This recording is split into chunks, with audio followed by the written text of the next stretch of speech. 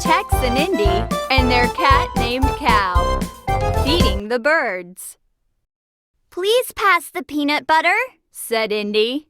"Here you go," said Tex. "Please pass the sunflower seeds."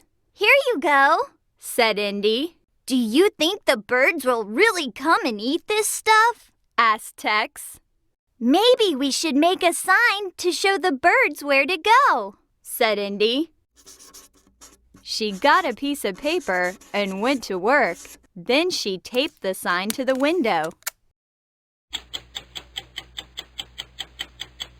Tex and Indy hung their feeders on a bush outside the window. They waited and waited and waited.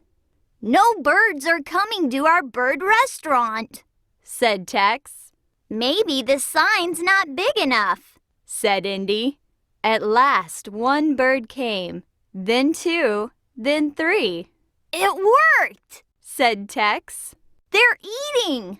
But just then, Cow jumped on the windowsill, and the birds flew away. "Silly cow," said Indy. "This restaurant is for birds, not for cats." RASS Language.